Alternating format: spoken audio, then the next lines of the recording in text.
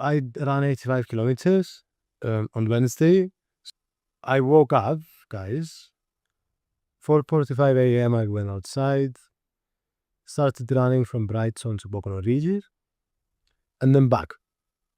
I had really shitty shoes. I bought them the day before, the night before actually. They were £15 from Sports Direct. And I ran a bunch of it on Pebbles. So I also planned my electrolytes, my water, and my food really well. That I did really well. But I didn't prepare for the run, which I guess cost me in the end. Overall, it was a good experience. I mean, it was an experiment, like I said to you, to put myself into the shoes of Sisyphus. I'd definitely, again, recommend people to prepare. Well, I think most people already know this. In case you didn't know, Kiri spent the next 4 days in hospital because of this Yes. double marathon that he ran with. Totally worth it. By the way, I feel that ethically it's possible to say some disclaimers of practice running before you run. And yes, I mean, you got rhabdomyosis because I guess you hadn't trained enough prior to doing a double marathon. Yeah. So, so you're going to do a double marathon, do some training, some yeah, big advice. it's a finite thing running an ultramarathon, but it felt a little bit infinite at points, and that was my goal, to kind of put myself at least a little bit to get a taste on how it is to be in Sisyphus' shoes. Sisyphus is a mythical character based on Greek mythology, and he has committed some sins, and the gods decided that they're going to make him push a rock up a mountain, and then when he reaches the top, the rock is going to fall down, and then he's going to repeat the process for eternity, basically. And the question Camus kind of puts to us is, should this person be happy or not? Because he's living in an absurd reality where he thinks he's making progress and he's not making progress. And so, yeah, I decided to do something repetitive. And then I was just trying to see, okay, can I be happy? And I was trying to trick my brain, telling it this is not going to last forever, and we find happiness to it. And I think I agree that I mean, a really simple kind of saying that I think I agree is, it's about the journey, not the destination. And I think it's similar when it comes to living in when it comes to living in an absurd world. You probably won't see. You might be making progress, and then something happens, and you go down, and then you start making progress again, and something happens, and you go down. So you don't really have. You cannot be that dependent and attached to an outcome, to the destination. You don't know if you're going to reach the destination you're actually going to reach. So focusing on the journey of, okay, I'm going to push this rock and enjoying pushing that rock, and seeing around you, and there's flowers, and there's a puppy next to you kind of walking by beside you. This is kind of what I was noticing when I went for my run. I'm like, okay, let's say this never ends. I was doing this so extra. Okay, what can I be enjoying right now? And it's like, well, there's lots of puppies around me. I just witnessed the sunrise, and it was really pretty. I've been talking to a bunch of people. So there were all these things around me. And I thought, well, let's say Sisyphus does this for eternity. He can definitely find some happiness in looking at the flowers around him or something. Or perhaps there's people along the way that he meets pushing this rock up and down. And I think, I mean, we have our own kind of biological limitations that are like pushing a rock up and down, and we've kind of gotten used to them. We also do things like we brush our teeth every day, and that's kind of Sisyphus. I think doubts, like at what points were there points where you were like, okay, now I've got to stop or give up, or did that never? Yes. At 60 kilometers, I was on top of the world. I'm like, I'm going to run a first marathon. That was my mentality, and my body was feeling good. And then at 65 kilometers, I got a bit dizzy, and I'm like, shit, okay, I might faint. I'm in Werding, which is like quite far away from where I live. And I'm like, okay, what shall I do? So what I did is I stopped the run, got an Uber to Brighton, and finished the last 19.5 kilometers in Brighton, which was the right call because I was close to people. If something happened, someone would call the hospital or something.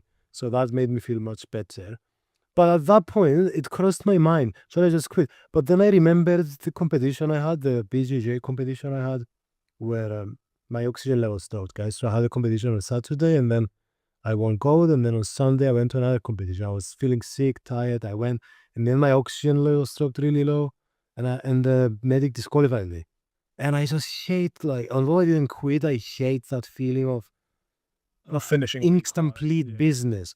And then I thought to myself, this is gonna not make me sleep at night if I quit now. And I hate quitting, and I care about my health, but it's a weird one, mate. Particularly how my mind works, because it would have been probably worse for my mental health if I quitted. I know I could have found an alternative perspective where I could still be proud of myself even if I didn't complete a really hard challenge. I hate this alternative perspective. So I'd rather just complete the really hard challenge, go to hospital for a few days as it happened, and then just fucking be really proud of myself, which is how I'm feeling. So just in terms of the pain and the suffering aspect of things, let's focus on that for a minute. Because Finn, guys, ran the last 8 kilometers with me, which I'm eternally grateful for. And I was just screaming most of them. And then Finn was talking to me. He was like, "Oh, do you know that marathon is because in Sparta, what was it? Oh yeah, because when the Darius the Great, the Persian, one of the great Persian emperors, came to invade Athens, they landed on the beach of Marathon, and then there was a guy that ran back to Athens to warn the Athenians that the Persians had arrived. And that distance, I'm pretty sure, from Marathon to Athens is, well, like 42 point, was the marathon? 4.2 kilometers or whatever. And that he burst his heart. So he ran so hard that once he arrived back at Athens, he had a heart attack. He got rammed to and died, yeah. So it's very fitting, actually. So Finn was talking to me about all that stuff, and it was really interesting. I think when it comes to suffering, the biggest lesson I've learned is that don't be masochist. This is a disclaimer. But I think when something happens to you and it causes suffering, it's an opportunity for you to grow and nurture those virtues, such as resilience, such as tolerating suffering, that are needed in order to do good, virtuous things in life. And so that might be becoming a doctor, that might be staying there for your family, even in difficult moments, or that might be, quitting an addiction that will cause you a lot of suffering. And so if you think of it a little bit mathematically, it's like you have some dreams, and hopefully those dreams of yours are for the greater good, are for the benefit of your community, for your family, for your friends, for yourself. And perhaps that is maybe uploading music on the internet that's going to really inspire people to be better people. Maybe that's becoming a journalist and, having your goal to be spreading truth, whatever your goals might be. And with all of these goals comes potential suffering and potential consequences that will cause suffering. And a lot of the time, the barrier between us and our dreams is the potential suffering that we might and will probably experience.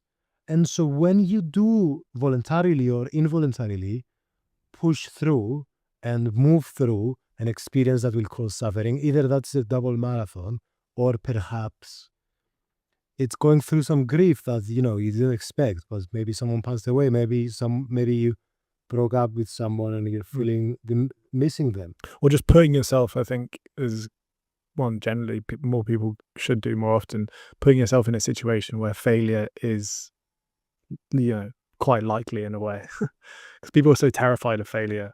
Like you might go, I'm not necessarily talking about like doing a run, but like asking that person out for a date and getting rejected, or like things like that, where you actually kind of you have to you have to challenge yourself in situations that are maybe kind of just at the limit of your capabilities.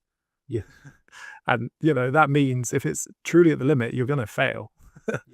But that's the testing ground. That's the growth. That's the growth. Yeah. I don't remember the graph. We put the name of it on screen, but you've got the middle where it's the zone of functional development, and on one side you have boredom, on the other side you have exhaustion. And so you want to put yourself into that middle zone, not in your comfort zone, but not to the point that you're going to die. And so basically, yeah, when you put yourself voluntarily or involuntarily, you've been put into a situation where a lot of suffering is being caused, pause for a second and remember that at that moment you are cultivating virtues that will allow you to chase your dreams, basically. And I think it's changing the framing of the situation. That's what it is. And say, rather than being like, oh, why is this suffering happening to me? Like, what do I have done to deserve it? Like, almost like from a victim mentality to being like, oh, this is a great opportunity for me to test my ability to deal with this. This is, thank you. Like, you're almost thankful for the difficult opportunity. I mean, it's easier said than done to do that. But, I think that's something that you like, just shifting that perspective. And the moment you shift that perspective to framing it as a opportunity for growth and an opportunity for learning, then instantly it actually just becomes less painful and less horrible. Mate. And also, I mean, I'll give you an example of my life, guys. I've been going through some grief that caused me a lot of suffering. And I felt that a lot of that suffering was pointless, which made it a lot worse.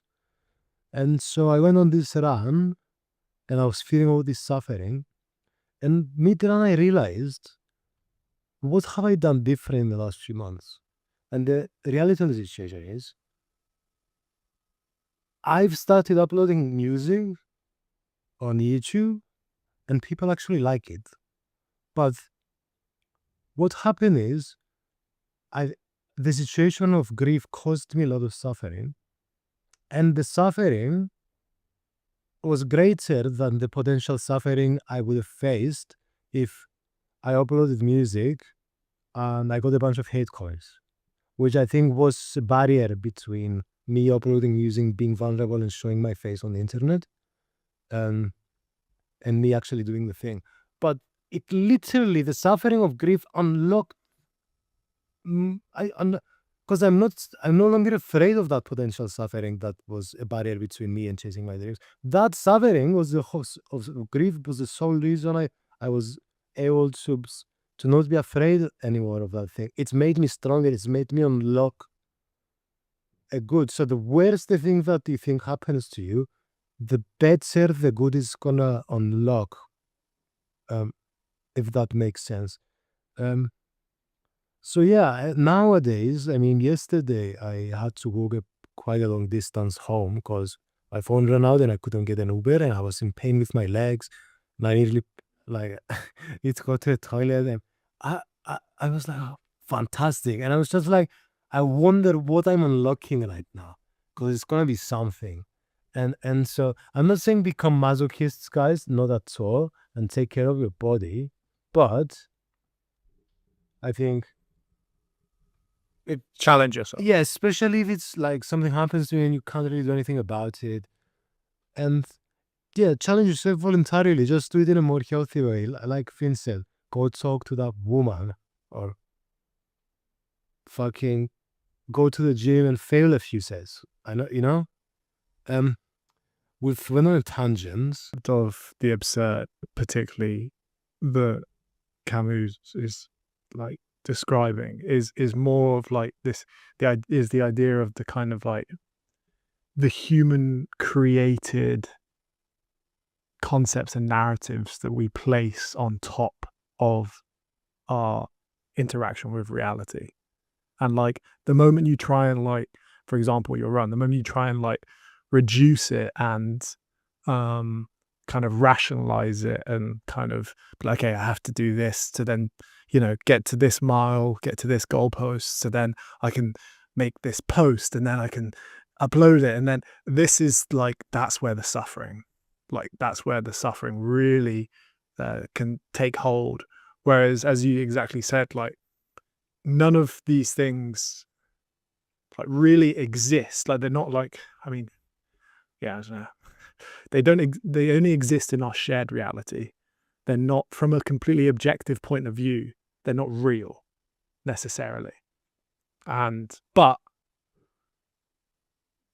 those moments, as you said, like feeling the wind on your face or seeing the sunrise or whatever, those are kind of more fundamental